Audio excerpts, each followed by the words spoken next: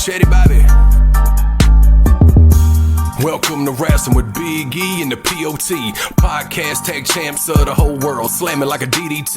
Got it like just like a figure four. Hulk Hogan, all they do is flex. Talking wrestling while they get the dough. Off the top like a superplex. Think they laying up? Hell no. Dusty Rose with the elbow. From the corner like a stinging splash straight to the face. I know you felt those. Hey, y'all crying out for help though. Rising up like the dead man. About to go upside your head like Stone Cold with the bedpan. Bottom line, if you want the facts, welcome to Wrasslin where you need to be. Chetty Bobby, this show improved like John Cena, you ain't seeing me. Bottom line, if you want the facts, welcome to Wrasslin where you need to be. Chetty Bobby, this show improved like John Cena, you ain't seeing me. See ya!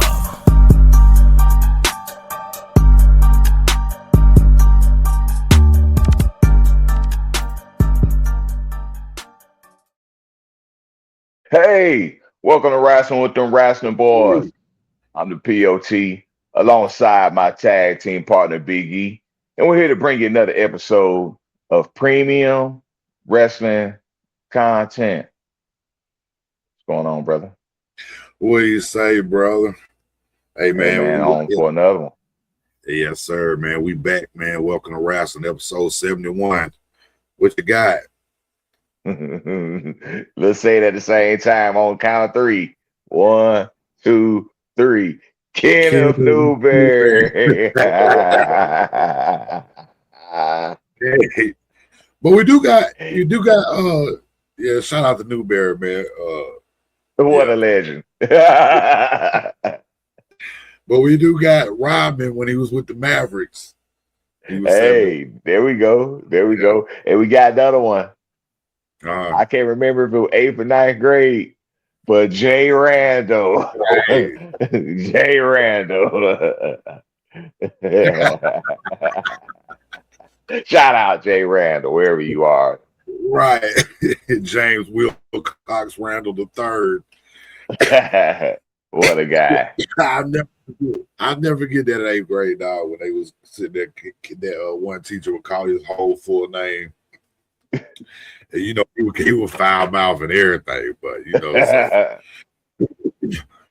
I never seen a worse kid with better grades.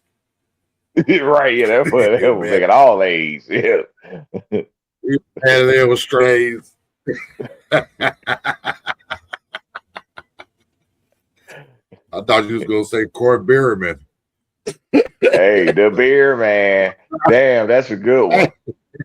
That's a good one. The beer man. Yeah. Former Falcons defensive end, pass rusher.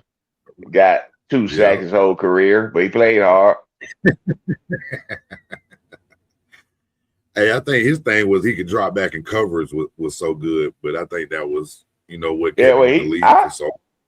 I liked him. He hasn't played tough. I mean, he made plays, you know. So like you said, it was, you know, everybody do different things, and to your point, it's good to have an end that you can do a zone blitz or something with, you know. So there you have it. Yeah. Well, shoot. It's welcome to Wrasslin, dog. Let's jump into it, man. We got a few things to cover, and then we're gonna jump into the Hulk Hogan Netflix documentary and talk a little bit about that. And but getting ready for Backlash coming up in a couple of weeks. We'll talk about Jacob Fatu and Roman Reigns. But first, let's talk about all these releases.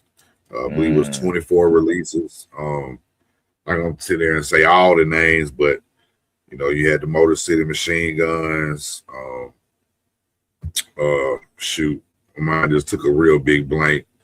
Old girl from the Kabuki Warriors. Kairi Sane. Yeah. And which was crazy is they just used her in a match and been a part of that feud. You know what I mean? Yeah, when you're done with your little list, I'm going to talk more about that. Yeah, but I mean, like, we had 20, the whole Wyatt Six, from Bo Dallas to Dexter Loomis to all of them are gone. You know, and no disrespect, we're just not gonna sit here and call out all the names because a lot of you might know them, but you probably don't. So You can look it up. But yeah, man, quite a few, and it happens every year. It is a business.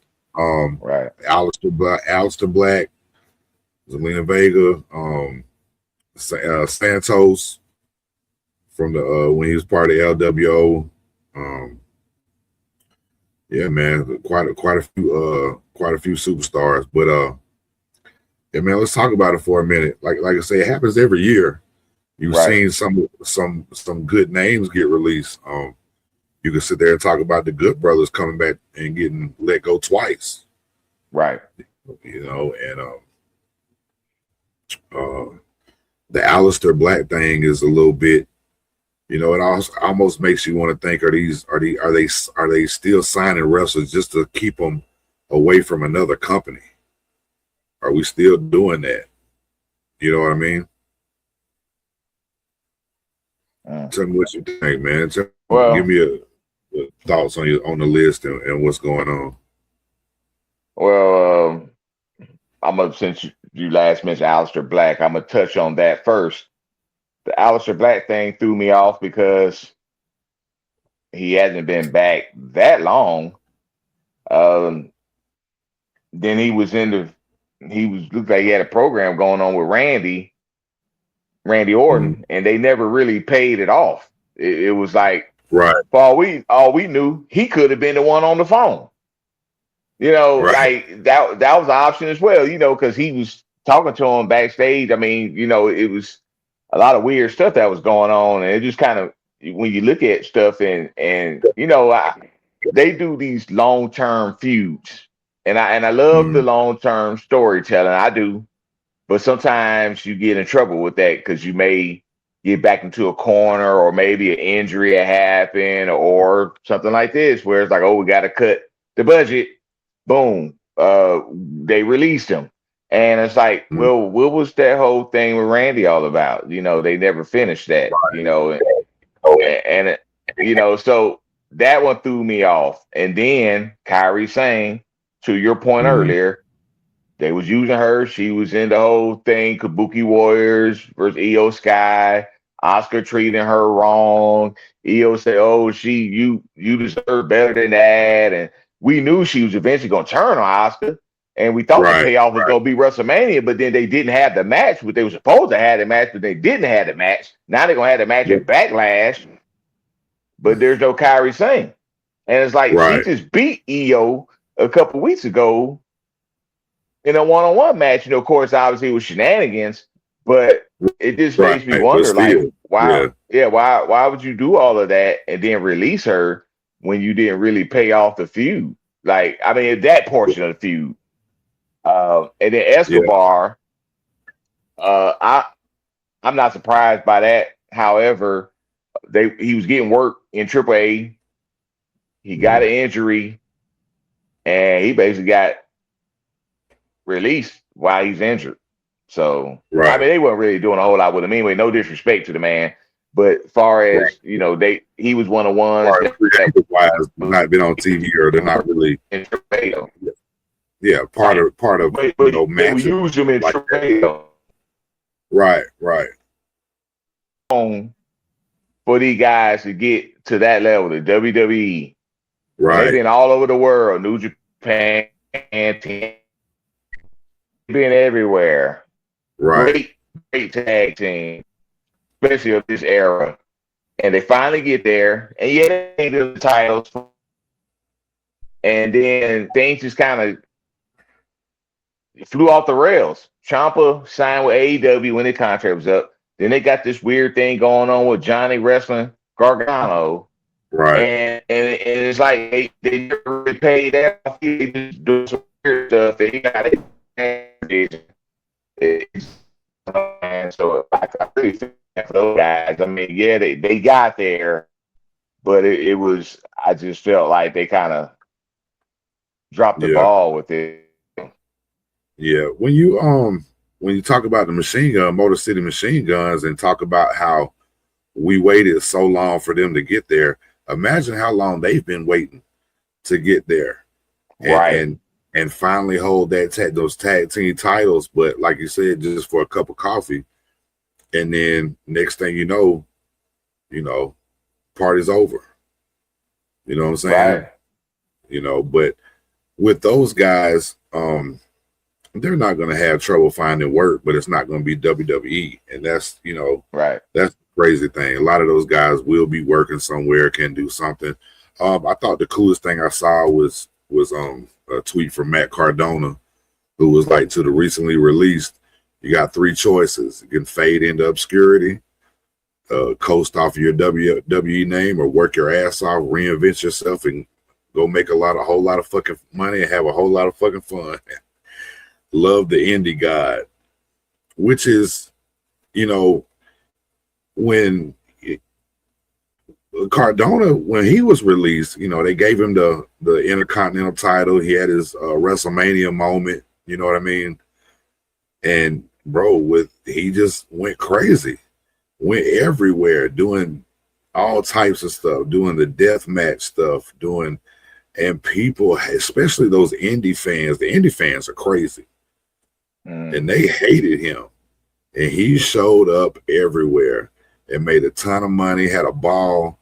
It's just like the Good Brothers right now. They are everywhere. But they in Japan right now for Pro Wrestling Noah.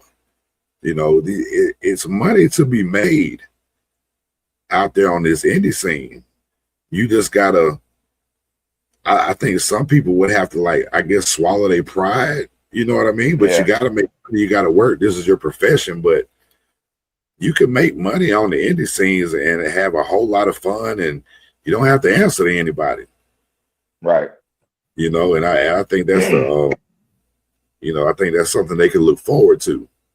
You know, because you're at WWE, but you know, they're in charge of everything you do. You got to run tattoos, everything, and all that stuff by them, and all that stuff.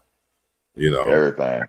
So, you know, hey, there's one key thing Cardona said, and that was reinvent yourself. Right. And we have major examples of that. One, Cardona. Look what he did. He went for woo, woo, woo, right, to Matt Cardona. Right. You know what I mean? Big difference. Successful podcast, like you say, killing it in indies, doing the making all the money off the wrestling toys and all that stuff. I mean, they got their hands in everything. You know the first did. Well, the first person that comes to mind to me when I think of reinventing themselves, though, is Cody Rhodes. Okay. Because look what he did. I know that's an easy name to name. Yeah. Because we watching it right before our eyes right now. But think about this. This man had his natural hair color. It was like a blonde, brunette, whatever. He went through all these gimmicks, you know, Dash and Cody Rhodes, and then he got down and he, Intercontinental champion. He brought the white belt back, and but he had the weird mask, and then he had to deal with the Stardust thing, and he did that for a while. Right. It wasn't like just a one-off, so, and then he left, and we know his story, right? He went and worked the Indies, Ring of Honor, and New Japan, and just all over. Became the American Nightmare. Got with the Bullet Club and the Elite and all of this. And then they did the All In. Yeah. Which was unheard of for what they did. What was the challenge? Like, can you sell out a 10,000 person arena? And they did that, so he won the NWA heavyweight championship while he was, so Cody, and of course, obviously we know they EVP of AEW, helped start that company. So that, and then they brought him back with open arms, and he earned it. He earned everything he's getting right now because he showed them folks that he can do this on his own. Yeah. And so when I think of somebody reinventing themselves, he is the perfect example. Yeah. What about that's a perfect example of leaving and doing like a Drew McIntyre, hitting the indies and stuff like that. When I think about reinventing yourself, I think about Jericho, but Jericho reinvents himself every time on the mainstream. Yeah. He's probably, this is a bold statement I'm about to make, but it's hard to find somebody who does it better than him as far as reinventing themselves, because he didn't just do it like once or twice. Right. This dude did numerous times. He did he did so many times, I'm the best in the world at what I do, and save us, and all he took, and then he went to the Painmaker, and then everything to the AEW, with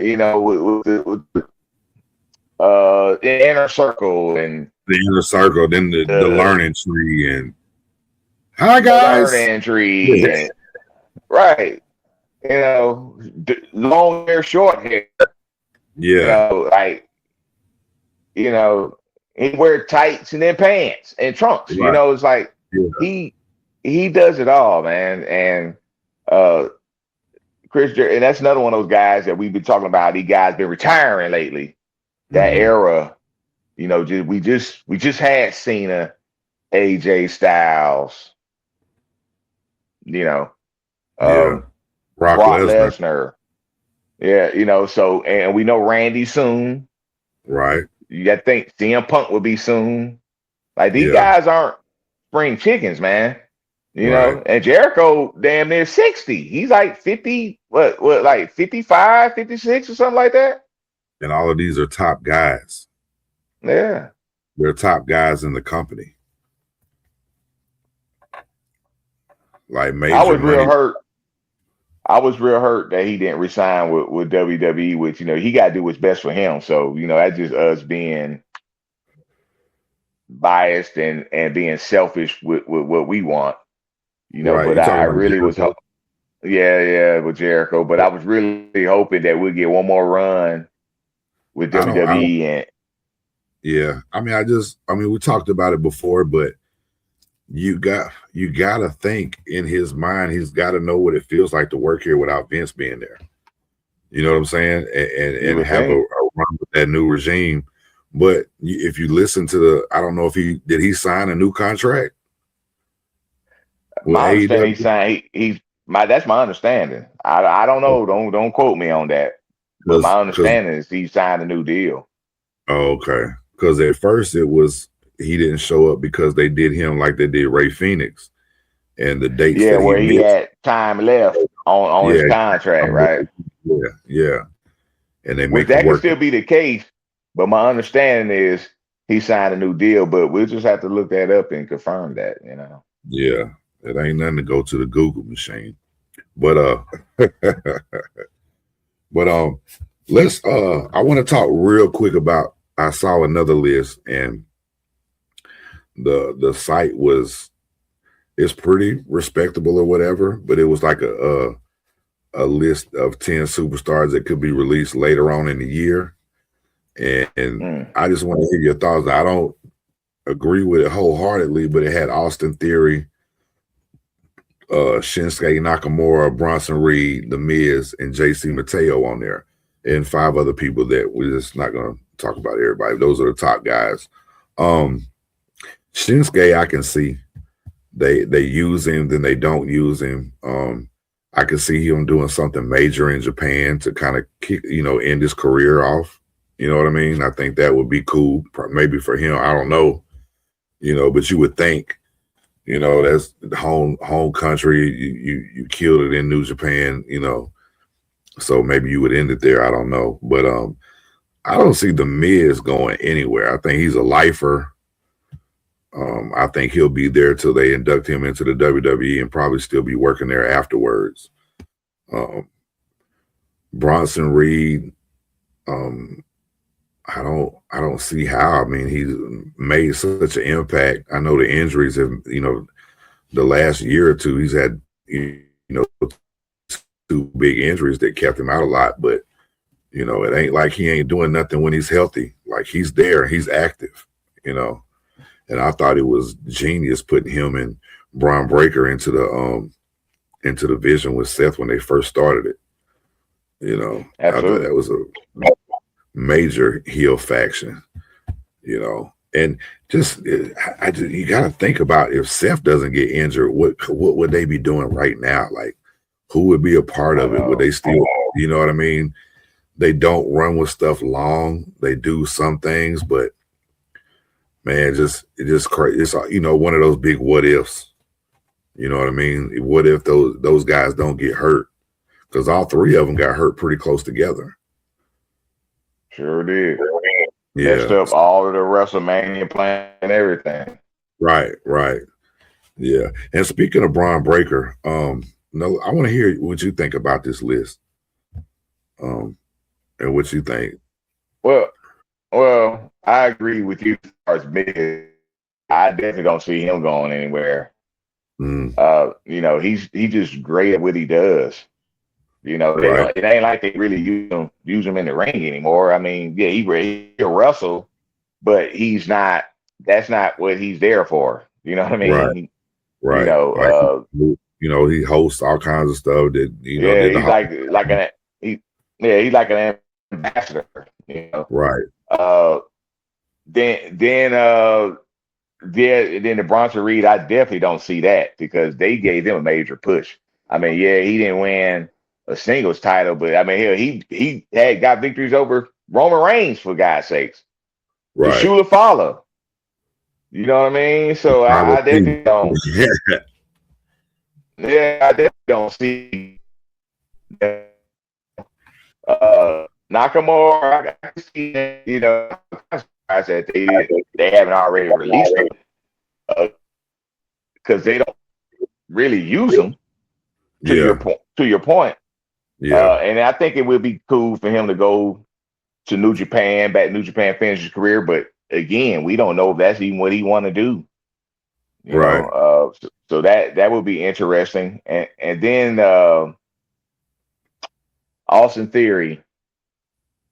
That wouldn't shock me, but I just don't know. I mean, I don't know what it is about him, because they've been trying different things with him and Grayson Waller. Right. And he got the look. He can wrestle. I mean, I don't think he's bad on the mic. Some people just have it. Right. They say, what's it? Well, you know it when you see it. And I just don't know if Theory has it. I don't see, and I do kind of see the JC Mateo, formerly known as Jeff Cobb. They haven't really done. I mean, he's with the MFTs, but it ain't like he says or anything or does anything. It's all run-ins, and him and Tonga Loa are pretty much on the same level. They're just, no disrespect to them, but they're just background dancers, and their whole thing. They got to try to do something with Tala Tonga, because he's too big and too mean looking, and not to, so I don't know if there's something going on with him or what, but he hasn't really did anything. He's just there and muscle, but they refer to him a lot. So he's the biggest one. So he kind of, is up there with Solo, but, Mateo and Tonga Loa just, background dancers.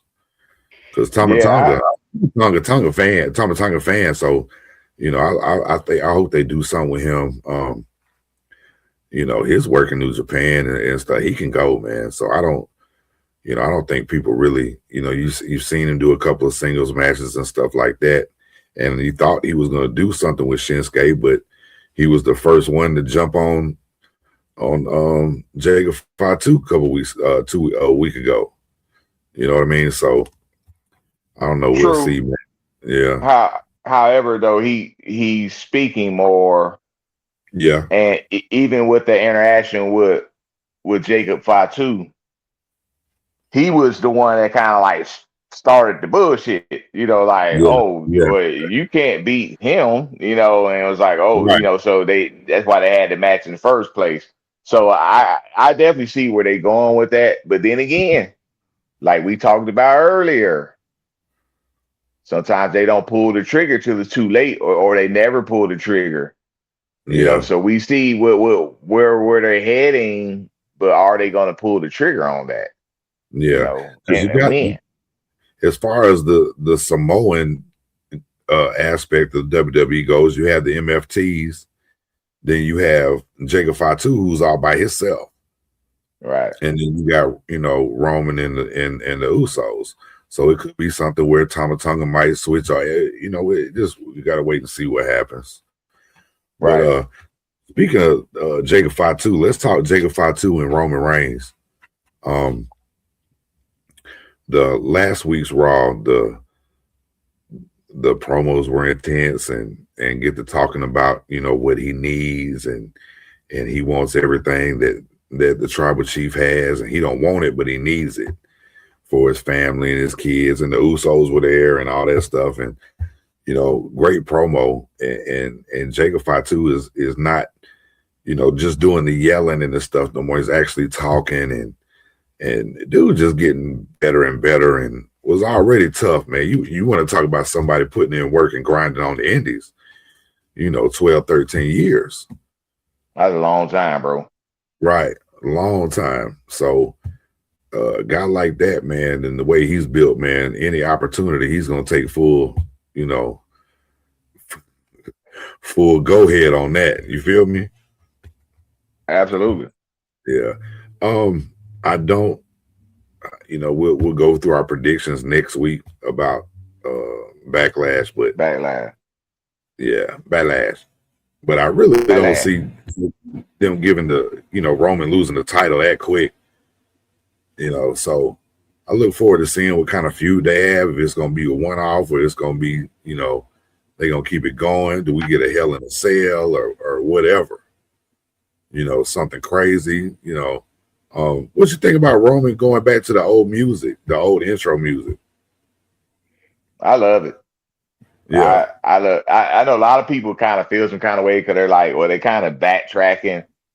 Mm-hmm. I get that, but so what? If it works, it works. Dog. Yeah. But I still think they going back to that, but it's going to be some type of swerve or something going in, because even like Jay, for example, has been very vocal.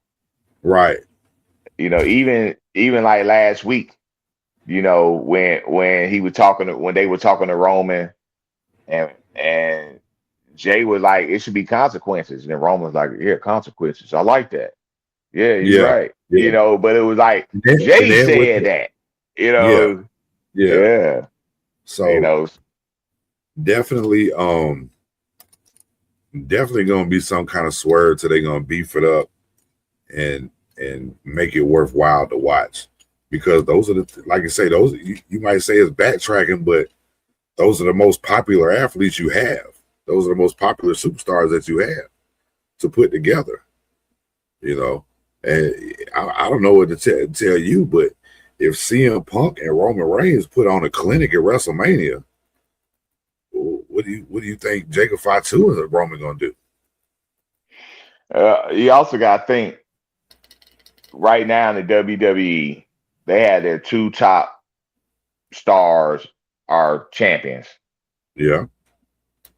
No disrespect to CM Punk or whoever else, because they all right there. Right. Seth Rollins, all of them right there. But let's be real. If we step outside of the frame, Cody Rhodes and Roman Reigns are the two top stars. Right. They're the most popular, the most recognizable. Yeah. Yeah. So, but they both champions right now. Yeah. but they are both champions, yeah, and most popular. But Cody wasn't getting that response in Vegas. There was a lot of boos in there. And that could have been because he was facing Randy. You know what I mean? But the crowd has turned on him before. You know what I mean? So, but think about even the stuff with Cena and all of that. Yeah. Yeah, and you're right, which it's just like Cena or just like the big dog Roman Reigns. Right. A lot of the top baby faces, I guess, I don't know if it is how they book them or the fans just finally, or they just love to hate them. I don't know. I don't, because all of them kind of go through that.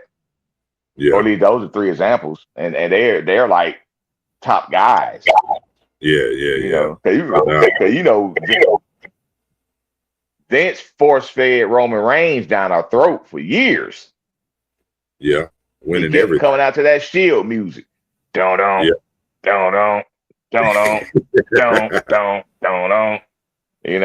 he come out. I don't know, man. It just, But you're right though. Cody was definitely, they would let him have it. Yeah. And that's with old Randy, Pat McAfee crap, all that stuff, So, which that's what makes wrestling great though. Wrestling fans are unpredictable at times, especially certain cities. Very passionate, very passionate. Yeah. We'll give them that. We don't stop dogging wrestling fans out here like we do. They're very passionate and can love this business.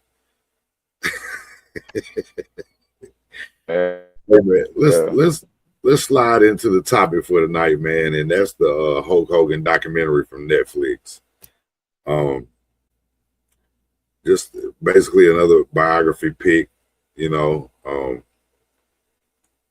broke down into 4 episodes, and it had, the last footage of him, which makes it so unique, but you learned a few things, a lot of stuff you already knew. Right. A lot of, if you're a real wrestling fan, especially with Hulk Hogan and all the stuff you've ever watched, like probably 80% of that stuff you knew. There was a few things that we learned. They didn't talk about a lot of stuff, as far as the Nick situation with all the trouble and stuff he got into. But let's just talk about it, and we'll talk about it in as it went along, and talk about the younger days coming up, when he was coming up and found out that he had a brother, and which was actually Horace Hogan's dad. So that's where his nephew Horace Hogan, that was part of NWO and stuff, at the very end, and back in WCW right before his demise. Right. But said that they, the brother was the most loved one, and the dad was kind of, hard nosed on him or whatever. What do you say? About 8 years older, his brother about 8 years older. Yeah. Yeah. So, and it was a sad story about his brother as he got older, when they talked about, his brother showing up asking for money and stuff, and then, passing away not too long after that. Yeah. But Hogan was like, he should have took him with him, but the brother like, no, just loan me some money. I got to pay my rent and whatever. And then he said last we saw him, and like you said, shortly after that, Yeah, so sad story about that. But yeah, man, just tell me what you thought about the beginning. Like, what were your thoughts about when you first watched it? From thoughts from the beginning, and we'll just keep covering it.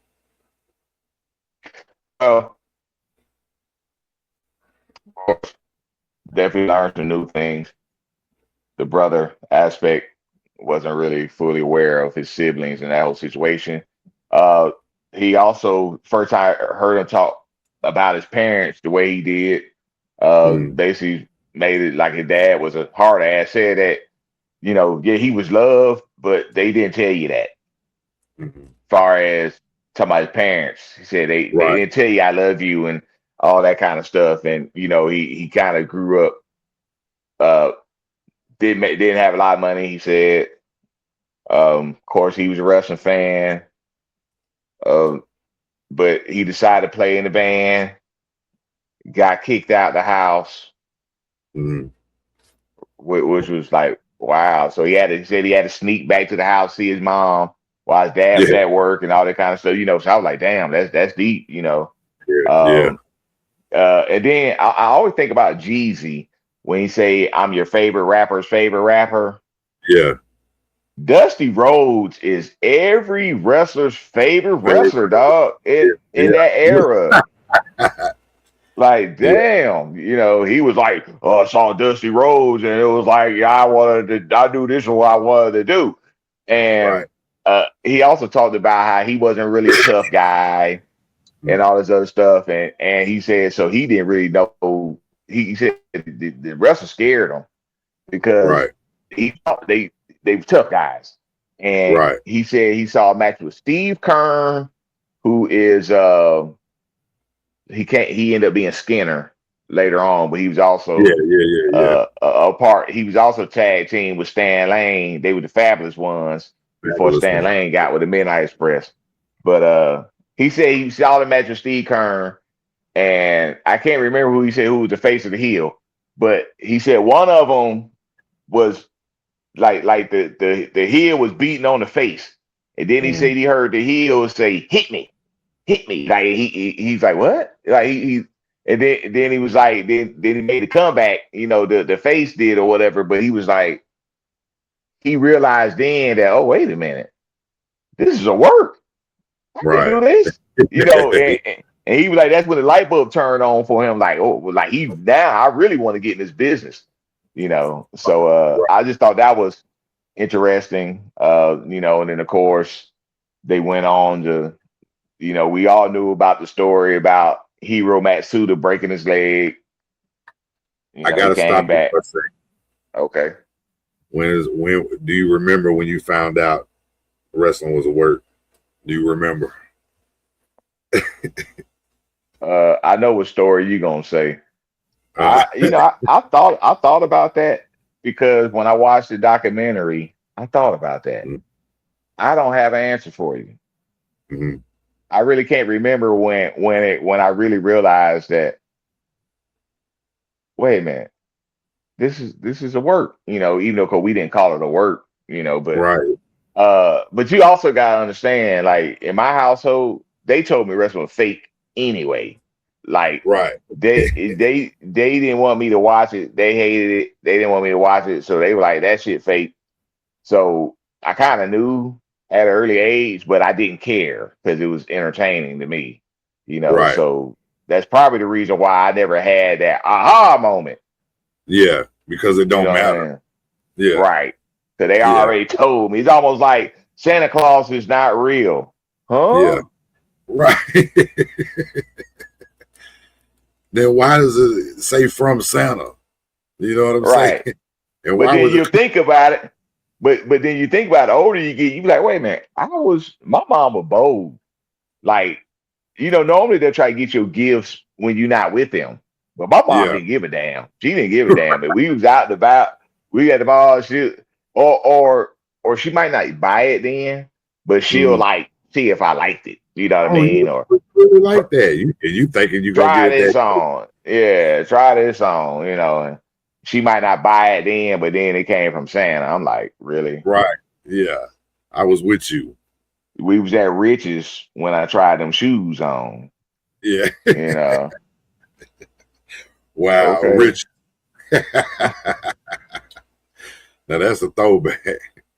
Yes, sir. Yeah. Yeah. I don't necessarily, I remember people, anytime you talk about wrestling, it's always somebody, even when you were kids, it's all whatever. It's fake. It's fake. It's fake. Yeah. Yeah. And no, it's not. It's freaking awesome. What are you watching? You know what I'm saying? Yeah.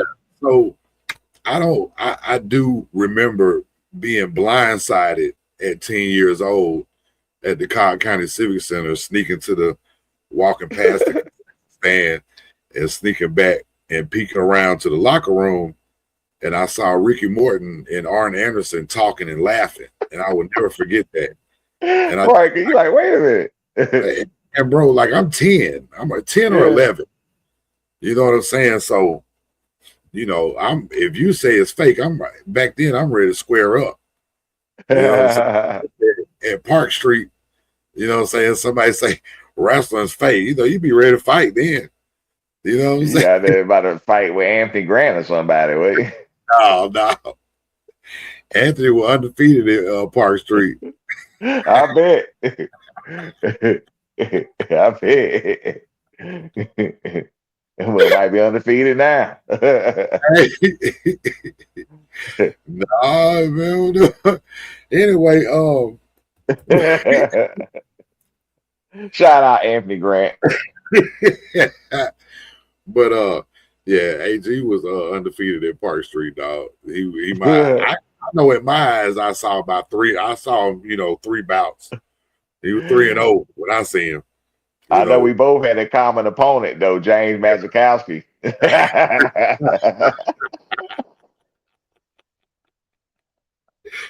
You know, I came to school late almost every day. Me and my mom dropping me off late. Yeah. I get there. Anthony, you know, they had the timeout up there at the front of the school. So as soon as you walk in, I was like, what you do? They must in timeout at 8 something. You know what I'm saying? We in the same class. Bro, what'd you do? Got in the fight. Walk in there, that boy James sitting there holding his eye crying. Man, just missed it. You know what I'm saying? But I got the rundown as soon as I got in there. But I knew who the victor was. Yeah. Yeah. He was smiling. Yeah. He was crying.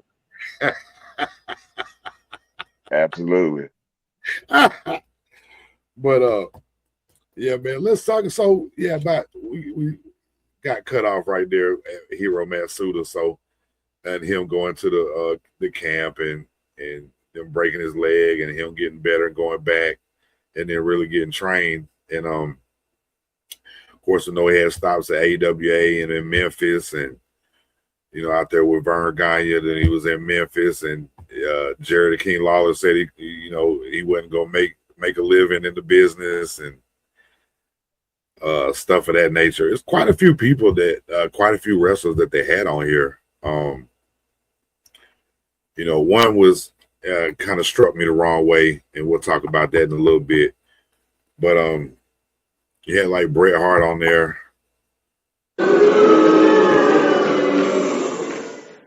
And you know, quite a few guys, but his early career, you know, he was Terry the Boulder, Terry the Boulder Hulk or something like that.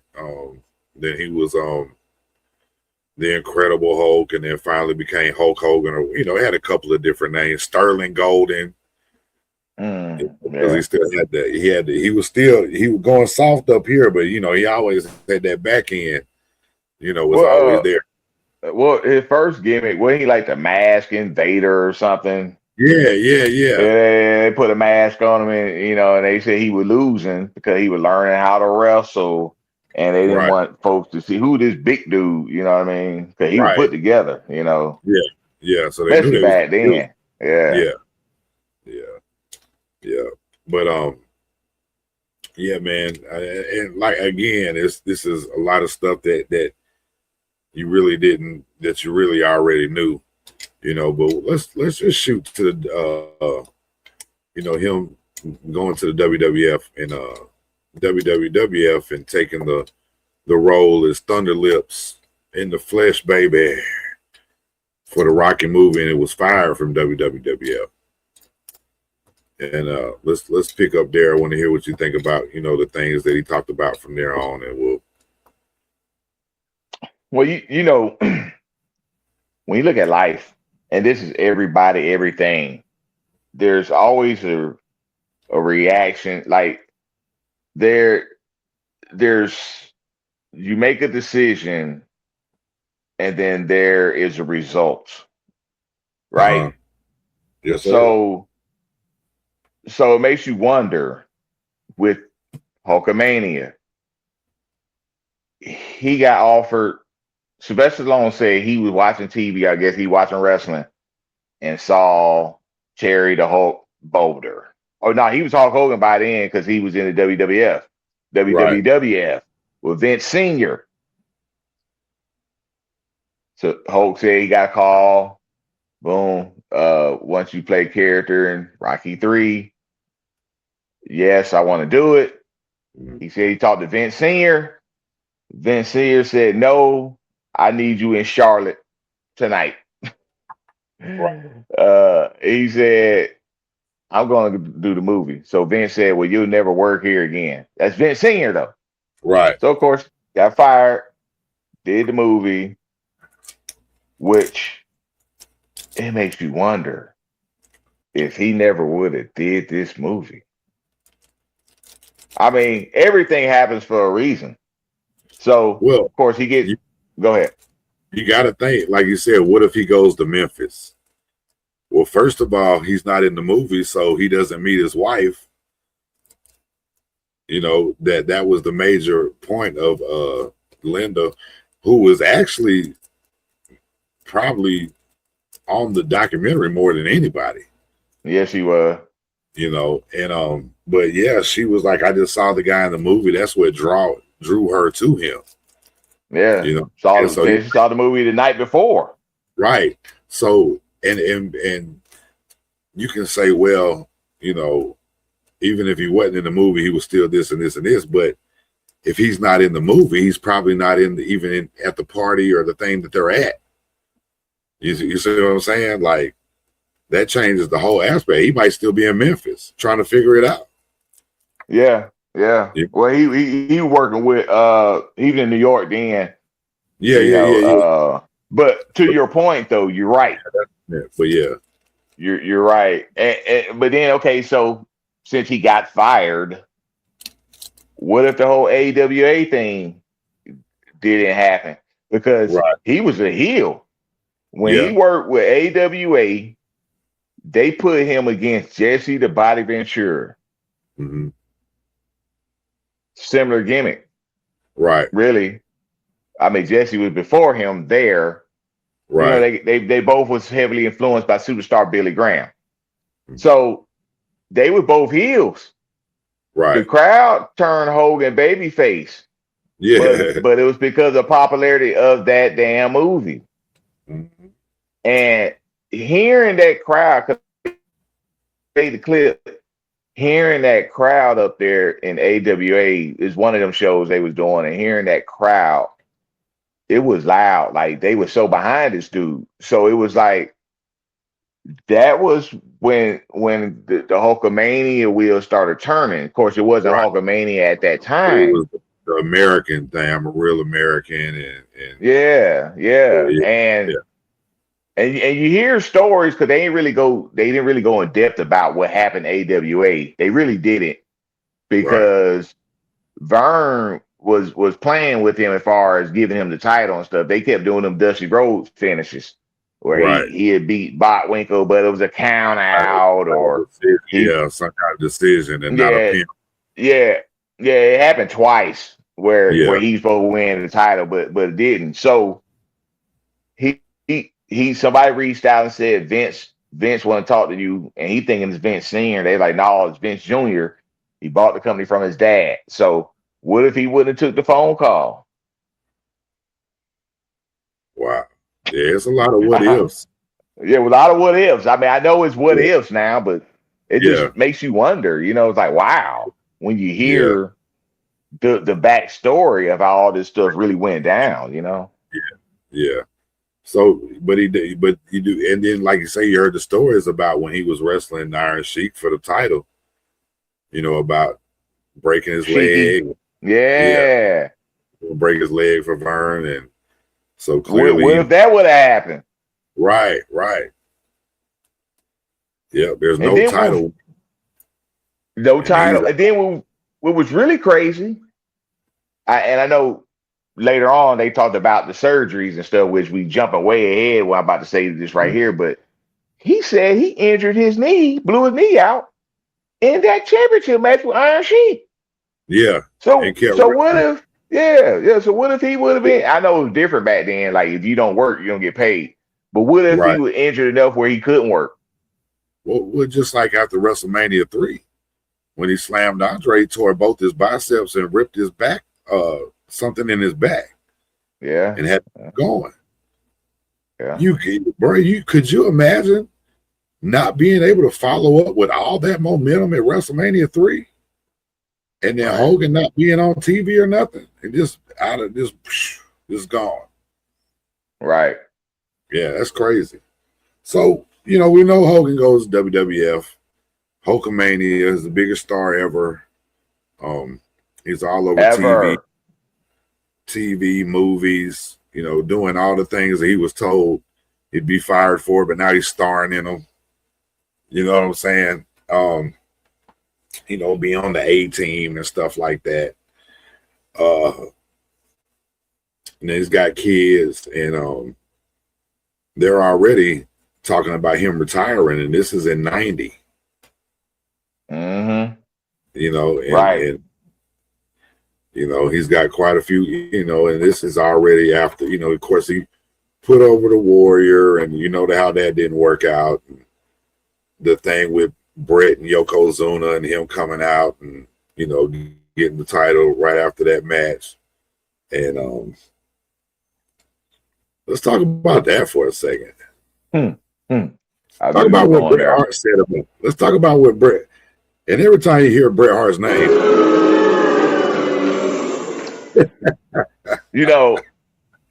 I'm gonna be honest with you. I'm gonna be honest with you. Growing up, I was a Bret Hart fan. I loved the Hart Foundation. I did. I even liked Bret Hart when he was singles and he had his singles run when he was champion, all that. I still like HBK better because I always liked HBK, but I like Bret Hart too. I did. Right.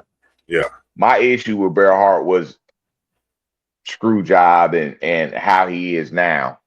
Right. How he talks a negative. So that being said, he had a lot of comments on this documentary. Most of it was positive because they were talking about the golden era, the heyday for the most part. Just like he was talking about Hogan promos at 10, which is obvious. But like he said good things about Hogan. He made it seem like they was real cool. Right. Like even Neidhart, Natty was like, we went on the boat house with him, my dad and all that, so Bret didn't talk bad about Hogan until this. Right. Which I really felt where Bret was coming from. Yeah. That was some bullshit, which it was Hogan though. And Vince obviously was fighting with, I know he's done, but I don't know. I can still squeeze a little more out of him. And I just that WrestleMania always is an asterisk for me because it was pretty cool how they did it at Caesar Palace. It really was in a big parking lot, but how they did the toga party, it was just something different. But I always think of Undertaker and Giant Gonzalez, and I always think of this match. Yeah, where it was like, okay, Yoko won because Bret came in the match champion, and then Hogan came in and did that bullshit. And it was almost like he cashed in the Money in the Bank before they had the Money in the Bank. Hogan rules. Yeah, literally. And then Bret said, and Bret be exaggerating stuff too. So I don't know. We don't know. We wasn't there, but Bret claimed allegedly that he was talking to Hogan, during the day, and Hogan was talking to Beefcake, and Bret said he tried to shake his hand, and Hogan ignored him. Which that could be true, maybe not. We are talking about Bret Hart here, but that just added fuel to the fire because how he is. Now he want to dump on it, and say this and that, and Bret Hart would being Bret Hart. So, what are your thoughts on that, dude? In all serious business, you know where I stand with Bret Hart. I'm not a fan at all, at all. Like I say, dude could go. He best there is, best there was, best there will be. Not really, but I mean, he's up there as far as a worker. He's up there. That is. Yeah. Promos. Sometimes, yeah, sometimes no. Middle road. Yeah. Definitely a mark for himself. Man. And one of the worst ones. Right. And a very bitter old man. That's what I don't. I mean, now I understand the Owen thing, and even the screw job, whether who right or wrong about the screw job, it was messed up for everybody, all parties involved. It's always gonna be a stain. Huh? I hear you. I hear what you're saying, but it's just no excuse for that, dog. It's no excuse, especially when you the family that you come from. That's the most that's the insulting and sad part about it is the family you come from is wrestling oriented. That your dad let somebody do what you did to your dad's promotion. You'd have been out in the parking lot trying to, hold him, trying to stab him or something. I understand all of that, and we talked about all of that. I understand that, but regardless of who fault it was, not understanding or whatever, it still will always be a stain in HBK's career, Bret Hart's career, Vince McMahon's career, Dave Hender's career. Who do you think has the worst stain on it though? Who can't? Who? You Bret think Hart. Bret? Yeah. Yeah, because to your point, he was wrong. Yeah, he was wrong. How you gonna be the only person in the whole wrestling business gonna go to a whole different company and not lose the title? You're gonna hand it over. You're gonna tell the promoter who made you the champion who you gonna lose to. Right. And I get that him and HBK had the thing. I mean, that was real because what they say, what HBK say to him, I wouldn't do the same for you or whatever, allegedly. Yeah. That is fucked up. I get it. But it also could have been talking shit because if you look at HBK's track record, yeah, he's this, he was that, and we don't know all the stuff that went behind the scenes, but he always took care of business. Yeah, but I mean, look at Stone Cold. That was the HBK that Undertaker said he wouldn't have pissed on him if he was on fire, bro. Right. But as far as doing what you're supposed to do in the ring, as far as not winning, not losing, I don't see it. I don't ever not because look at Stone Cold. Look at WrestleMania 14 with Stone Cold and all that stuff, and they didn't know what he was going to do. He went out there and made Stone Cold look great, and made Tyson look. And knew he was done and thought he was done. True, but you also hear them stories about that match with Vader and how all that went. Yeah, I mean that wasn't he was supposed to go over, but just how all that went though. You know what I mean? It was that ain't no different from Randy Orton sitting there yelling at Kofi Kingston, calling him stupid. Yeah, I mean, I get all of that, but that's my point. But we ain't talking about Randy Orton. We ain't defending Randy Orton. We just saying that, and then we hell, even Randy Orton tell you he was a jerk too. Yeah. Even though I don't think that would really jerk Randy. He was a veteran by that point, though. Right. But you're right. You're right. I mean, but at the same time, though, just like. I'm not giving HBK no passes because we heard the stories. Yeah. I feel y'all.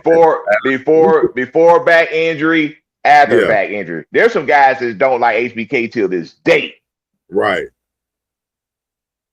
So, but let me just say this: they don't like him because they're not him. Majority of them, they can't stand him. I can understand. You can't stand somebody's this, and this. And like you say, it's 1,000 stories of him being just a total dick. Yeah, that's a problem. You can't, but you can't take away from the work, and they try to do no that. doubt. You can't take away from the work, and it's just like when I was watching him and Kevin Nash documentary, when he was like, it got to the point where he was like, yeah, I was out of control. Somebody would tell me you can't do a backdrop like that, and he was like, well, I can. And he was like, and maybe you're just mad because you can't, or you're just jealous, and I'm better than you. He was like, but you're not supposed to say that stuff, and I did. Yeah, that's a fucking problem. Like, that's why people don't like people like that. I mean, it's what it is. I ain't giving why Pastor being a jackass and a jerk. I mean, that's what he was. So that's what he was. Which is true. No, you can't do, that. So that's just like people don't like people who win all damn time. Yeah, you deal with that being Alabama fan. Y'all when Nick Saban was there. Yeah, we were tired of y'all motherfuckers. Yeah. Can't see the Chiefs. Patriots or even the Chiefs, little run they had. I was glad they didn't make the playoffs last year. Right. But I'm to your point, even by the HBK thing. Yeah, I'm mad I'm not HBK. I'm mad that we're not the Chiefs. We're the Falcons. I'm mad we're not the Chiefs. I want everybody to hate my damn team. Right. You get what I'm saying? So of course. So you're right, but point is they had some major issues which we all know about, and which is unfortunate, and it will always be a stain. But to your point, you asked me the question, Bret Hart, the bigger stains on Bret Hart, in my opinion, and he was the one I felt like was really wrong about it. Right. Bret screwed Bret. Hey, but even then, we may not even got the Vince McMahon character in that way if it wasn't for that. Right. Which maybe would Stone Cold have been as big? Now we doing a bunch of what ifs, but the Vince McMahon character helped get the Stone Cold character over the way it was. Right. Yeah, you're right about that. So, but let's jump back and talk about some more Hogan. So Hogan's got his kids. He's out of WWE now, WWF. And he's doing movies, doing Thunder in Paradise. And like he said, the stages were right next to each other. Where they were taping in Disney, wasn't it? Yeah, where they were taping Thunder in Paradise and taping WCW.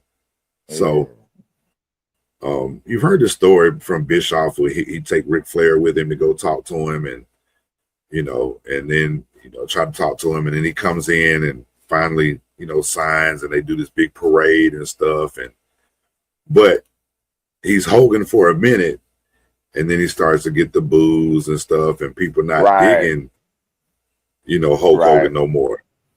You've had the steroid trial, you've had a couple of things going on, and now you got him where he's not who you think he was and all that stuff, and you just get it's watered down, and plus it's a new thing. It's like you got how ECW was coming up, and WCW and WWE were pretty much doing the same thing. The cartoonish characters and stuff he like fighting that. Against the Dungeon of Doom and shit, and it'd be 1,000 different people. You know what I mean? And Kevin Sullivan, and you had, Brutus Beefcake was the Zodiac, and stuff.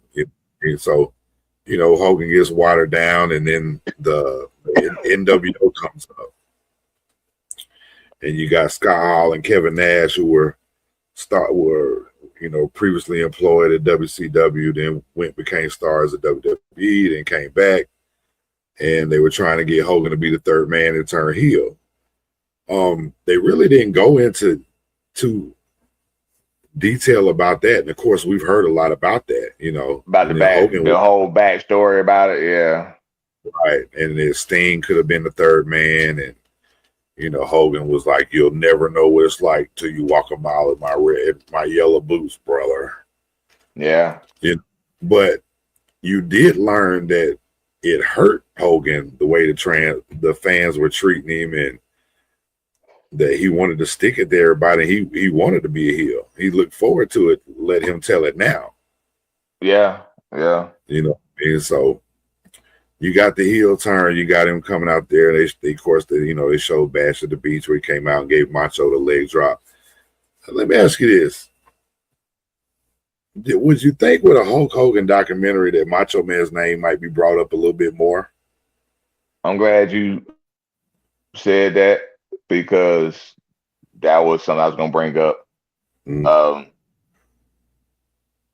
course, when you talk about Bubba the Love Sponge and Brooke, their little interview, and that was one of the things that Bubba the Love Sponge, who I guess we'll go deeper into Bubba the Love Sponge. If you know, you know.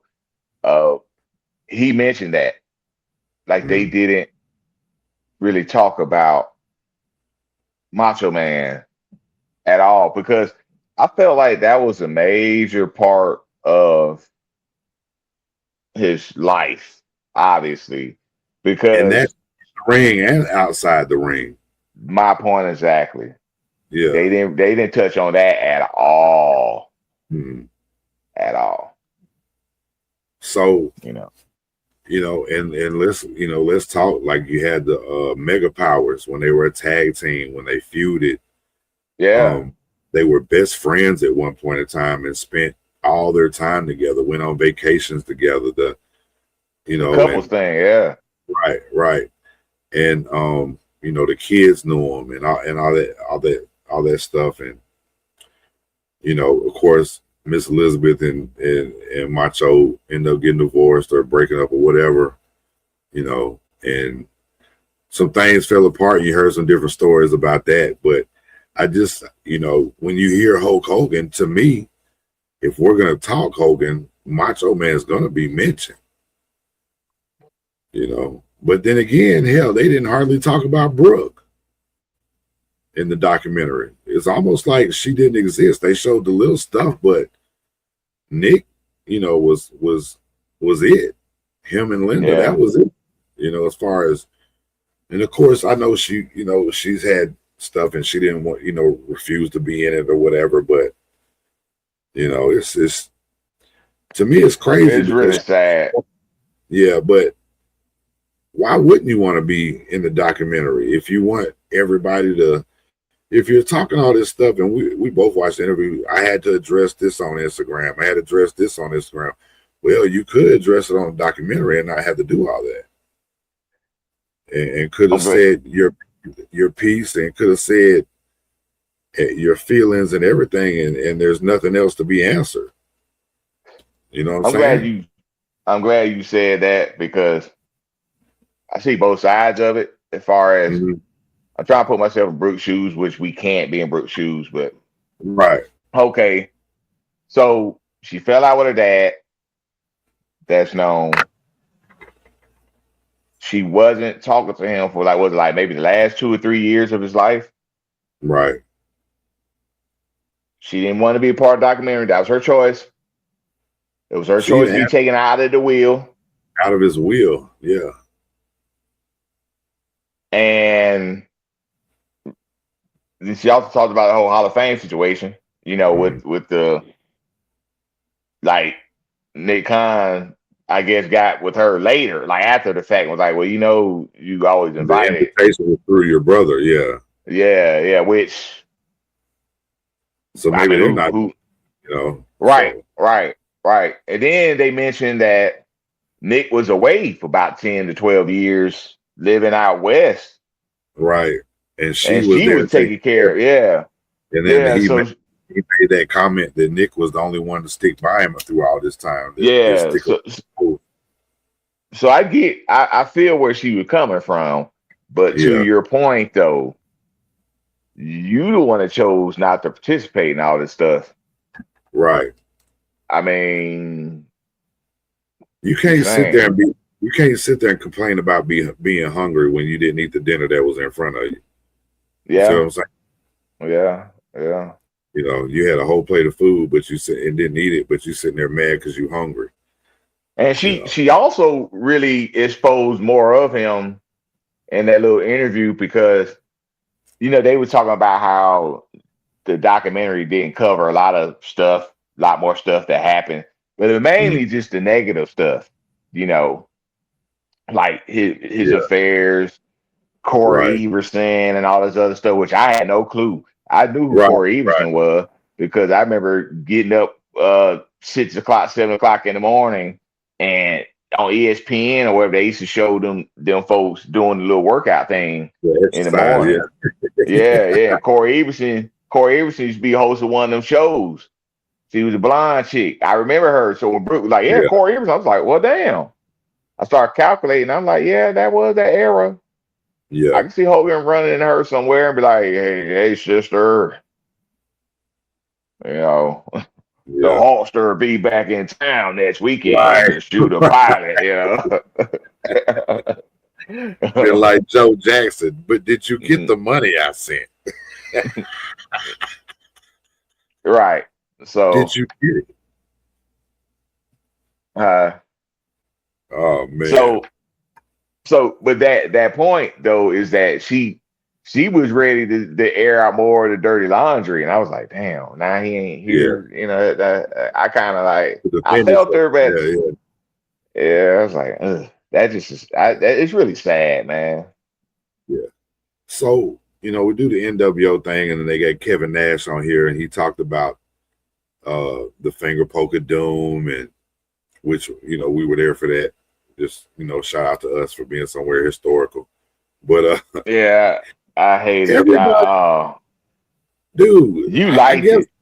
I guess I was the only one in the whole building that was excited, that thought it was genius, that thought it was great, and thought that we're gonna get back to the old school NWO, and you got Nash and Hall back together again. I thought that's true.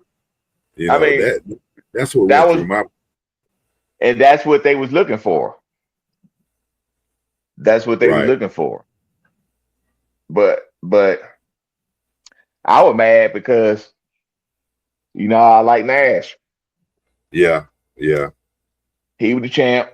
They just did the crap with Goldberg. Right. So I'm like, but Nash and Hall, like you said, they back together though. So I was cool with that. Wolfpack.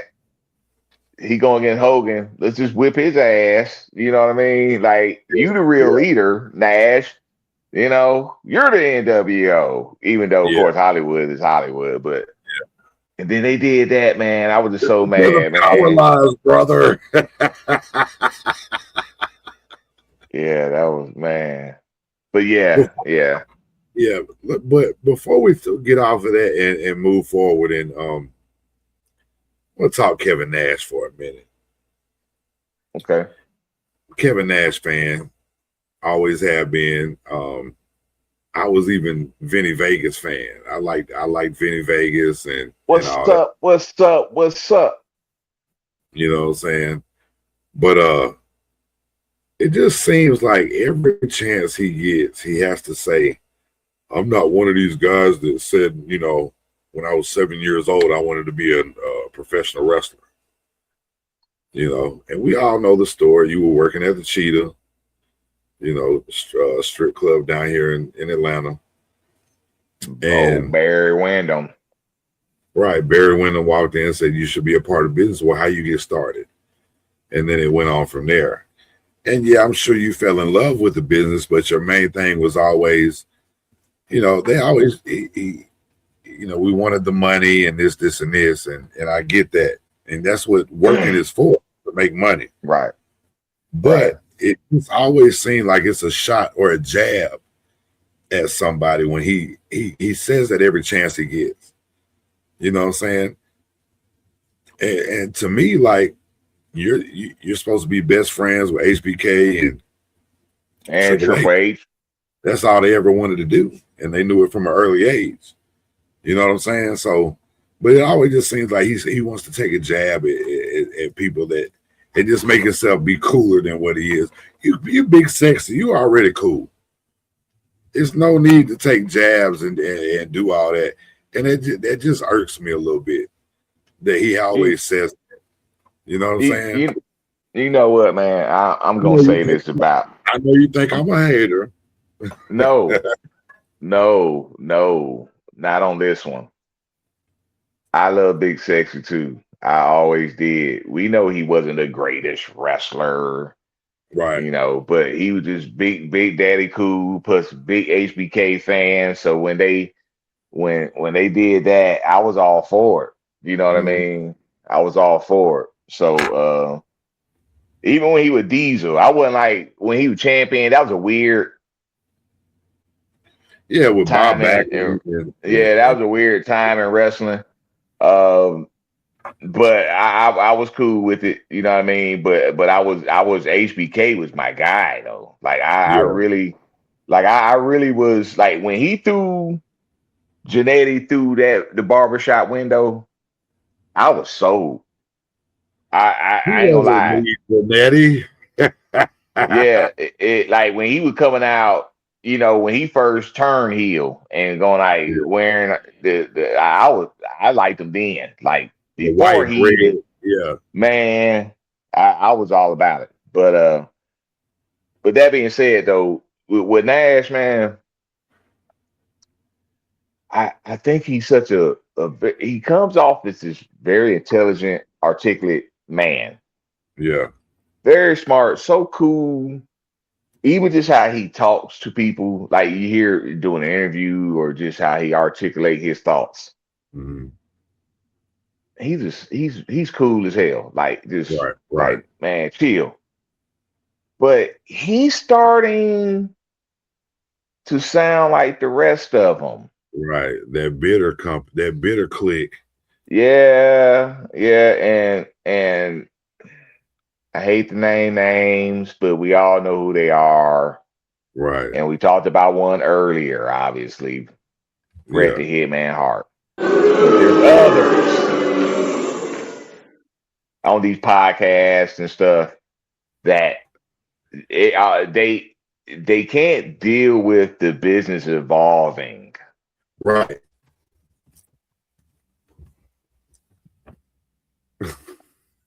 Just like a lot of fans.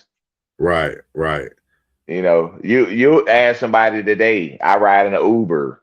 You like wrestling? Oh, I used to, man, I back in the used to. day. Yeah. Yeah, with the Rock and Stone Cold, which was a great era, you know. Right. But okay, that's cool. Like, but why you stop watching it though? Like, I mean, just or if you watch it today, of course you ain't gonna know who these wrestlers are for the most part. But Mm-hmm. like, don't sit here and tell me that it ain't like it used to be. Like as far as the product, because it's just like basketball or football. Back in Oh the day, yeah. they used to run the ball all the damn time. Right. Now, the damn team in the shotgun, 85% of the damn game. Right. Basketball, Yeah. center Shot shooting across the threes. goal line. Yeah. So they can't deal with them evolving, man. Yeah. Like, They got a pitch clock in baseball now. pitch clock, and they got the where they can finally challenge the strike call. Right. It's Yeah. crazy. But yeah, man, it's and we're like it or not, man, everything evolves and it gets different and What you it gotta is, roll. bro. Yeah, you just gotta roll You with it. gotta adapt. What's that word? Adapt. Yeah. And nothing is like it used to be. You know what I'm saying? The Nothing. older you get, everything changes. So I mean, Everything. yeah, you either like wrestling or you don't, dog. Just pure ride. You know what I mean? So, because I mean, my favorite era is I love the 80s, man. It's nothing like NWA 80s wrestling, dog. You know, but I can't wait for Backlash in 2 weeks. You know what I'm saying? So the 80s your favorite era. Okay, that's cool. These be some future topics. Yeah, My favorite era was the 90s. yeah, yeah.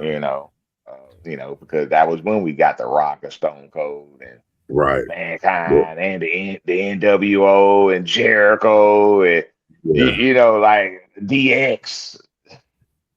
It's You it's it's know, it's nothing like watching, the Rock and Roll Express that are the underdogs in almost every match that they're in, and are struggling to get to the crowd, through the crowd to get to the ring because everybody's damn near tackling them, trying to get close to them. It's nothing like seeing people so mad, and so many old women and guys that are half drunk out there, pissed off that Ric Flair's walking away with that belt again after numerous people have he just slips by everybody. You know what I'm saying? You know what? I got a question for you, and that this is our opinion, right? Right. You talked about how the Rock and Roll Express walking through the crowd, and they're like the Beatles or something. You know what I mean? They Bon Jovi and the band and Motley Crue. They can't walk, like the fans is on them, right? Yeah. Rock and Roll Express, right? Hence the name. The Von Erichs had that same kind of thing with the girls and all that. Wow. So who we gonna be biased because you watch NWA, you watch Jim Crockett, right? But who was like over more?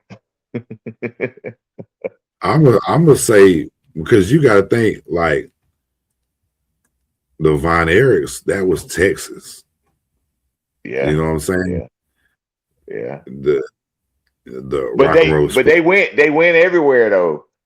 They was in Florida and all that because Harley Race.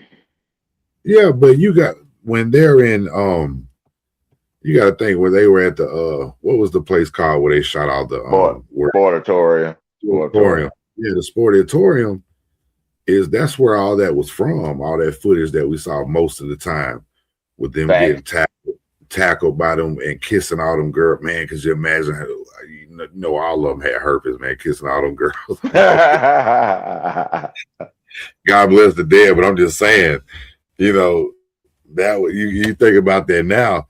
HBK too used to kiss them girls on the way down there. But to me, dog, I'm gonna go with Rock and Roll and like the NWA, and because it was just, to me, they were everywhere. Yeah, they were everywhere in the South, but they were selling out. Omni's packed, Greensboro Coliseum's packed. You know what I'm saying? Cobb County Civic Center was packed. Not like it's the same thing. You know what I mean? But everywhere they go is packed. And in some place, like, bro, you look at them video clips. That's not just because of the Rock and Roll Express, though. I mean, oh, absolutely not. So I'm not sitting there saying you talk about Divine Harris. I'm talking about. No. I get what you're saying. But I think that's a hard argument because we ain't that. That's why I said it's just our opinion. We're gonna be biased because we grew up watching Rock and Roll Express, even though I saw World Class later. You know what I mean? But still, like, we heard more about the Von Erichs and Freebirds feuds, but we didn't see all of it, right? Right. We watched what the Horsemen did every week. Right. You know what I mean? So, but I get what you're saying though. And plus, you also hearing backstory about Rock and Roll at Midnight. Their feud. Yeah. They feuded. They started out in Mid-South with Bill Watts. With their feud. And then they went to Jim Crockett with the Carolinas and stuff. And of course, they had Georgia and all of that. So that was Rock and Roll definitely. Rock and Roll Express made me fall in love with wrestling, and they were really the first ones I noticed when I was young. And that's I wanted to be them guys. Right. Okay. Wear the bandanas and beat the pillows up. You know what I'm saying? And then Sting came along, and that was it. Yeah, Sting. I was a little stinger. You know what I mean? I was I like Sting as well. Yeah, I always dug Yeah, Sting, especially he's wearing all them different colors and stuff. You yeah, know, yeah, like well, be the lime green or the pink or the yeah. black and gray. Black You and know what I gold. mean? Yeah, Yeah, yeah. yeah. He wore that black and gold on the first Clash of Champions when he took Flair 45 minutes. That was when he had the old looking Scorpion. You remember his Scorpions got nicer Yeah, but this is on the his one who tight. they had that gold scorpion. Yeah, Yeah, didn't it have like yeah, a red on the stinger or red. something? Yeah, on Yeah, the tail. Yeah, yeah, yeah. yeah. Hey man, let's jump back in with Hogan, man. We're getting all over the Okay, place. I know, right? Yeah. Talk about That's Sting. definitely, yeah, that's definitely something to talk about though, as far as favorite eras and crowd reactions and stuff like that. Because you got to think, like, you had the Road Warriors, you had like, bro, them pops they used to get when that music came on, and you talking these big matches, not when they used to come in there center stage and beat up them guys in 2 minutes. You know what I'm saying? Poor jobbers. You know, jobbers would Right, get right. hammered. The music still be on, Hawk be clotheslining folks, different from Right. Irish Rip, Somebody, you know, does super what do you call it? but The press super press, slam or something. yeah, Yeah. press slam. Yeah, them press slam both of them. Animal in there giving them the shoulder blocks. Then they give them the doomsday, and then they do the Yeah. well. You know what I'm saying? Well, hey, what Hawk say that one time? He was talking What a about booger. no, when he was talking about earthquake and tugboat. You want to come in here and throw your weight around. Well, we want to Yeah. throw your weight around too. Yeah, he was like, you're like this little booger. And I flick it. Oh, what a booger. All right. Hulk Hogan. Let's get so let's get to the part where he talks about Russo and Russo coming in and wanting to fire. And this will go back to what we was talking about earlier when Russo came in and said he wanted to fire everybody under 40. Yeah. And if you did that right now, you would be in so much trouble in WWE if you was to come in here and take that aspect on. All your top guys would, you know what I mean? Yeah. Yeah. You got Punk, Roman, Cody right at it. Usos right at it. I mean, Yeah. McIntyre, Randy. Yeah. So I mean, yeah. yeah, I mean the list goes on. You know what I Yeah. mean? So Yeah. LA Knight. yeah, Yeah. Yeah. mid Carter's, phrase guys, everybody gone. But Yeah. Well, your boy Jay was in there too. Yeah. He is Saturday absolutely. WrestleMania guy. Yeah. But Russo comes in, they do the new blood stuff. Yeah. And kind of like, of course they had the Bash at the Beach with Jeff Jarrett. They showed some of it, but they really didn't go into detail about it. They showed him throwing the title down when he walked by. That was one of the great in the backstage stuff. The guy, talk about crazy moments in wrestling. Yeah. That was one of the craziest. Now, really thinking about that, because that was one of those like, is it shoot? Is it work? Wait a minute, that can't be work. Or is it shoot? I mean, you know what I mean? Like when Russo got the mic and was spilling as his guts. God is my witness, you'll never see that piece of shit on this TV program ever again. Is what Man, he like that whole situation with how Jeff Jarrett had all that whole thing was that was a crazy moment, really. right. And I can understand you want to push Booker T, and why wouldn't you? They were superstars already, and they started to really rise. And you got your Jeff Jarrett that's been on every wrestling program there is almost. You know, nobody went back and forth to WCW and WWE like him back in the wars and the Monday Night Wars. Yeah, you know, he was back and forth. Right. You know, and they but yeah, man, that was wild, man, to go in there, lay down, give him the title, and then tell him that pretty much you're not the champion, but here's the belt, and we're gonna have a new championship and a new match later on tonight, and then have him leave the building, and then come out there and cut that huge promo on him.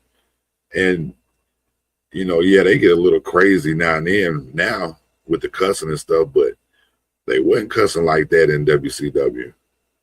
Especially back then. No, hell no. I mean, Big Papa Pump, I mean, he wasn't just cussing. I mean, he was talking crazy, but not what Russo said was like,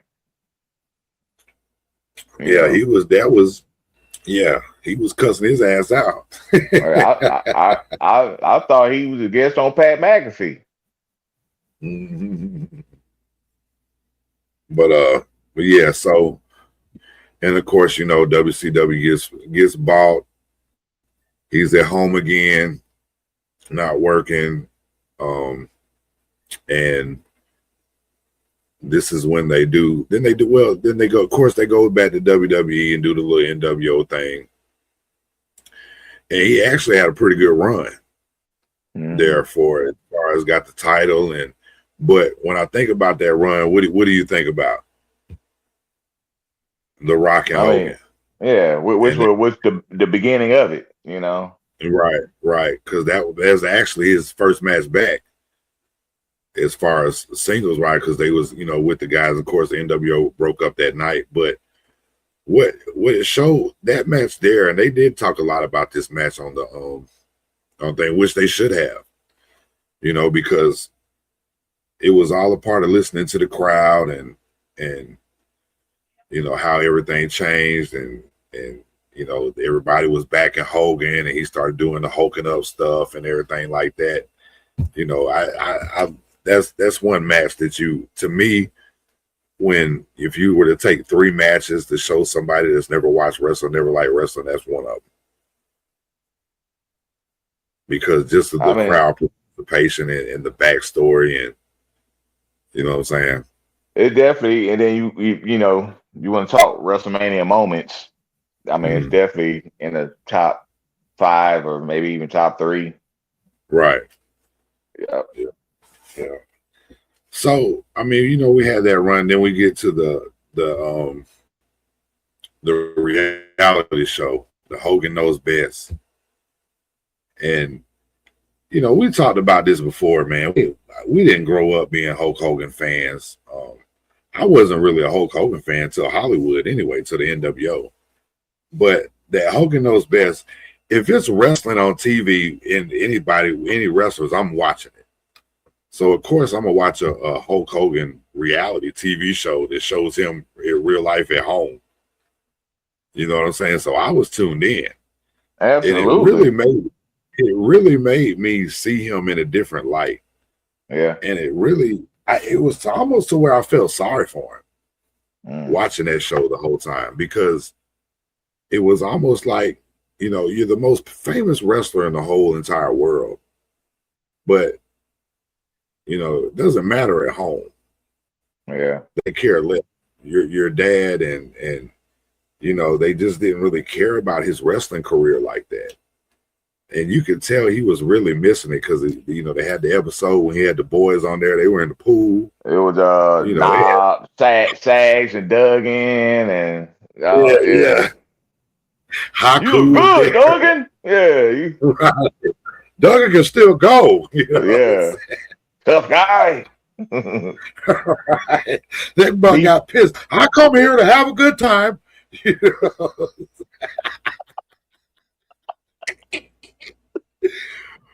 But just watching that show, if you can remember the one episode, dog, when he had the super fan won a contest to come hang out with him for like the weekend. You remember that? Yeah. And they were watching, and he was like, just, bro, he'd been wanting to watch wrestling with somebody so bad, you know, and they just get to talk and get to talk about itself. Yeah. You know, one of the saddest things I've ever seen. To like, and he's Hulk Hogan. And he's Hulk Hogan. You know what I mean? Yeah. Could you imagine right now winning a contest and going to spend a weekend with a wrestler all weekend long? You at their crib and go do whatever y'all want to do, and you there from Friday till Sunday, and you sleeping in the house. That's crazy. Me and Flair go nature. We going nature Friday, Saturday, and Sunday. And I don't even drink. I'll be tossing them back. I was saying, y'all gonna be nature. We're gonna be nature. Nah, you gonna be chiefing on that Ric Flair drip. Yeah, you gonna be chiefing on. We have plenty of it. Yeah, so for you. Hey, but we're gonna have to do an episode about that. Yeah, because I don't even know who I would even pick. Like, to be honest with you, I had to think about that. That's more complicated for me. Yeah, because that's like when somebody says if you could have 5 people you could go out to dinner with, and it could be anybody. You know what I'm saying? That might be the next one we do. The 5 wrestlers you can go out to dinner with, and y'all just sit there and chop it up and talk the business. No holds barred. They answer everything, and y'all just have a table of 5 on WWE Network. Right. Mine had to be about 3 hours though. We ain't doing it in 30 minutes. I'm gonna be pissed.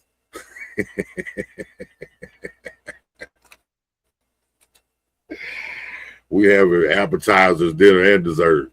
You know, now I'm thinking about it. You know who would be one of mine? Like, does it have to be a wrestler? Because I think Bruce Pritchard would be one of mine. I know one of mine would be PSAs. I was thinking about that too. You have to get him by himself. He ain't gonna let nobody else talk. who hey? Yeah. Or Pritchard. Yeah. That's true. That's true. But that is a good topic though. Yeah. Bruce Pritchard, well, you're a big bastard.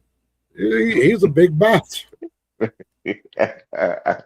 I would tell him to talk like I hate the impersonating folks. I'm gonna tell him talk like Dusty Rhodes the whole night. Yeah. The dream. Dream. Put your head right here, Cody. Let me tell you. But ain't nothing like those dreams. We got a big battle in front of us, baby. Hey, your favorite wrestler. So let's get funky like a monkey. Get funky like a monkey. But yeah, man. Back and again, back to Hogan.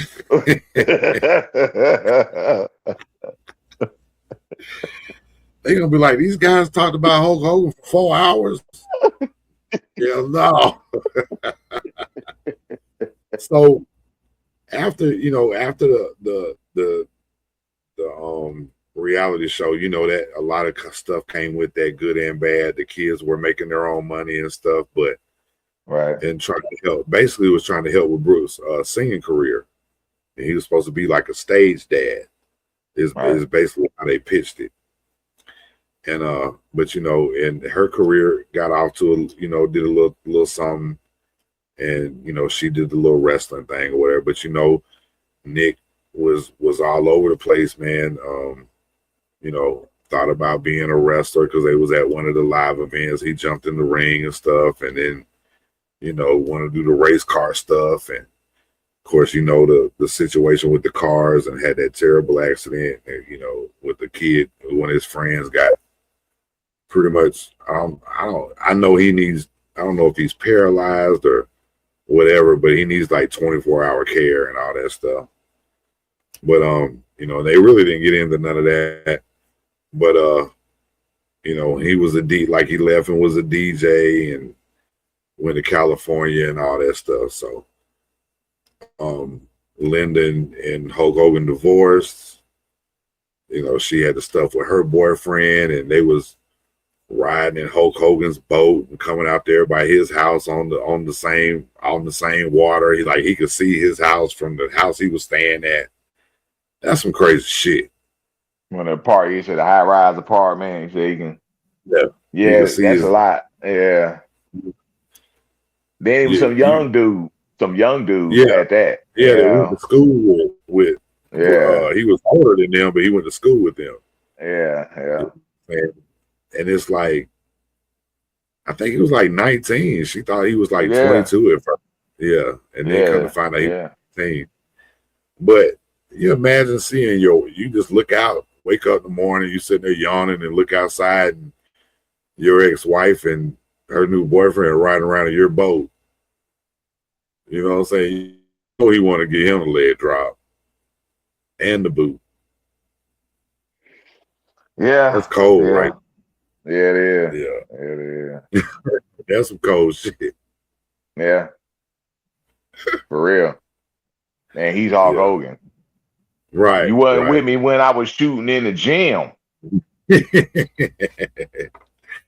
So we get into, they did the little TNA stuff, but then they start talking about the injuries and all the surgeries and everything, and then that's when we pretty much get to the final episode, which is probably the saddest part of the whole thing.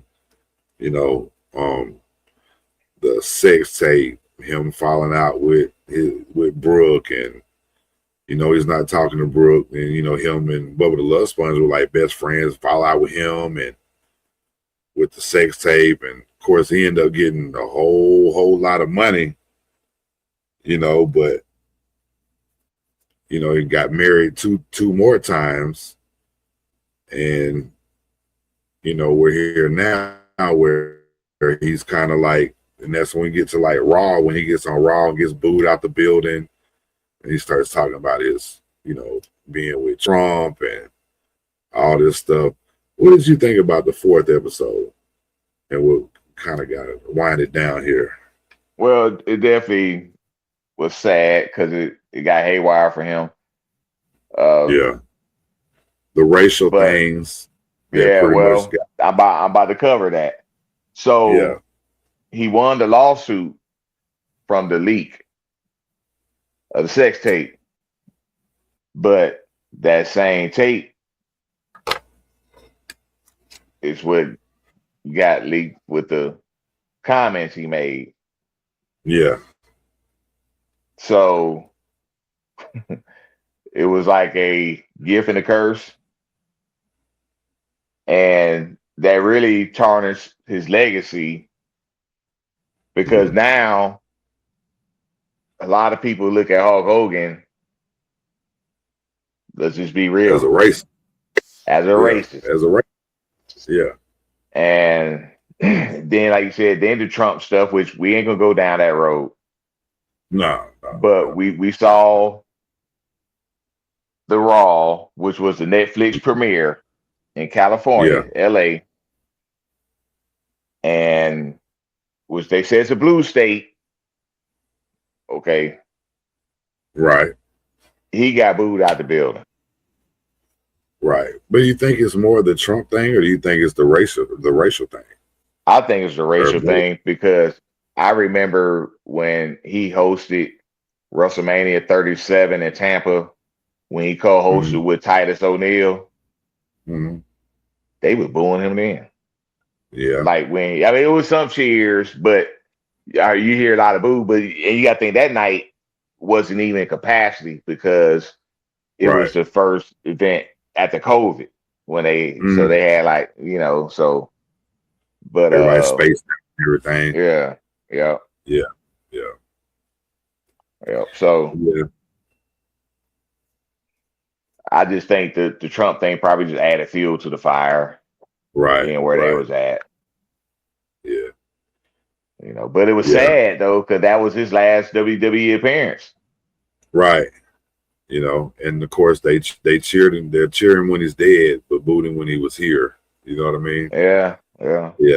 And I get it, because that stuff, it gets,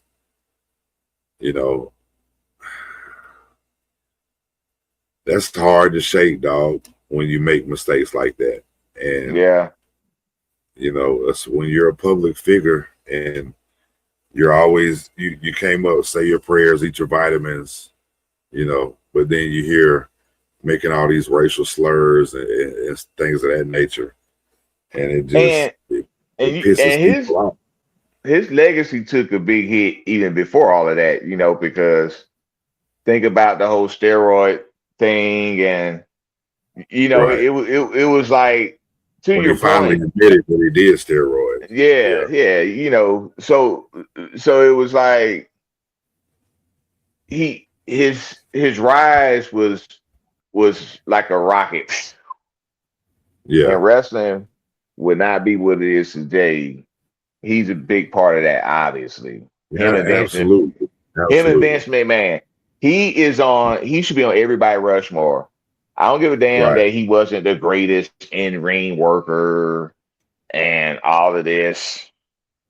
He was able to take his character, the gimmick, and become one of the most popular people on this earth in the 80s.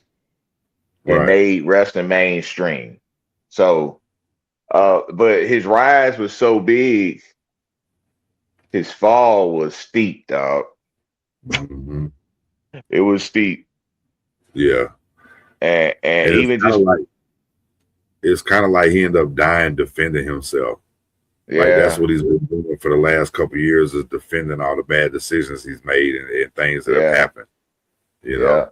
And you talk about the sex tape, and he got the money, but it was like a gift and a curse. But there's recordings before that. Hearing him saying stuff with that had to do with Brooke, and I don't know if somebody she was dating or talking to or something, whatever, but it's a phone conversation that I heard a long time ago. It had to, some same situation. So, you people are who they are. And you really find out about people really when they get mad or get upset or something happens to their children. That real person will come out, but life is about second chances, and life is about forgiveness, and some people just don't forgive, and a lot of people don't forget, you know what I mean? And like I say, he just spent the last couple of years like defending himself. How crazy is it? The sex tape is Bubba the Love Sponge's girlfriend or wife or whatever, because Hogan's going through the divorce and all messed up and stuff, and he says, "Hey, go give him something." And that's crazy in itself. Right. It makes you wonder, like, is Bubba the Love Sponge like, my friend is, I get to tell everybody my friend is Hulk Hogan. You know what I'm saying? So, especially probably at that time. Yeah, but you're going to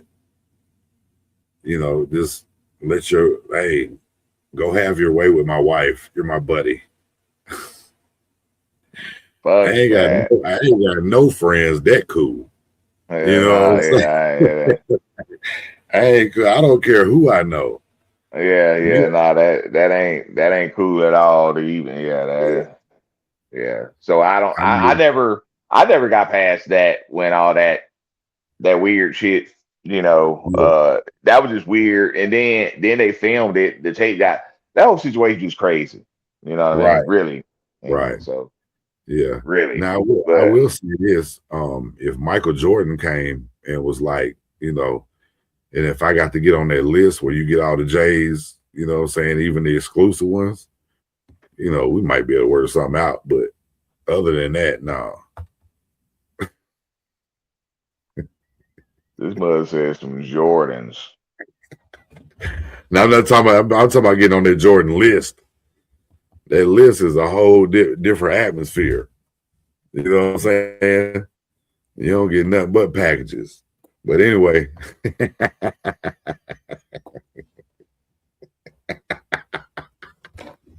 But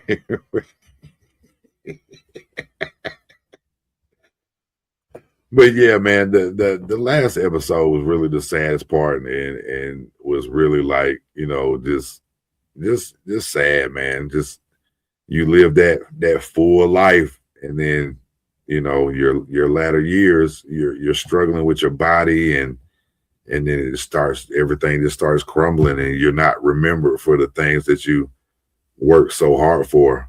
And a few words can take all that away. You know what I'm saying? Yeah. And that's, you know, and if anything, you know, a lot of people that, especially people that are in the limelight, you know, watch and learn. You know what I mean? Keep your opinions to yourself. You know what I mean? Because everybody's listening. Everybody's listening. Everybody's watching, and everybody's got their camera out. And especially now, you can't say nothing these days. Yeah, you know? Take a picture and all that. Yeah, for real, for real. It's like, think about these kids at the schools when a fight breaks out. Nobody tries to break it up. Everybody's trying to record it. Everybody filming. Right. You know, used to when the fight broke out, and there was somebody you knew, you was watching, making sure nobody jumped in and did this or did that, and it was one-on-one. Ain't nobody doing that. Everybody trying to record it. You know? Yeah. You don't went viral on Instagram, you know. Right. I got this many likes. You wasn't even in the fight. You was just there. You know what I'm saying? You just had the best angle. Yeah. Or you do like me and Keith Dollar and promote a fight in high school. Everybody met at the church parking lot. We were like 3 o'clock high. I still can't believe that worked. You know. Yeah. Spanish class, but yeah, that's a whole nother story for another day. Yeah. Hey. Well, look, man, we've been all over the place, man, but that's how we do on Welcome to Wrasslin. We cover it all, even when we don't mean to. Hey, man. Don't mean to. Right. But first of all, like, comment, subscribe. And we'll definitely be back next week with we'll probably do our review of Backlash and just talk about what's going on and any hot topics or anything moving. And then we'll get into a deep dive here pretty soon. Bro, you got anything going on coming up? Anything happening anytime soon? No, just been watching these NBA playoffs, and the Hawks let me down past 2 games, and they do game 6 tomorrow night at home. You know, got to win 2 in a row. Call it a night.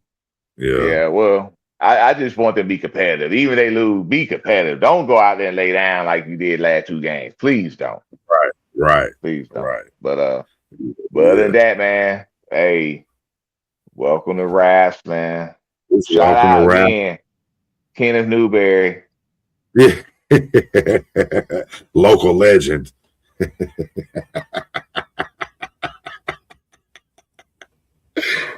Hey, man, it's Welcome to Wrasslin. It's been episode 71. We appreciate everybody tuning in and everybody watching.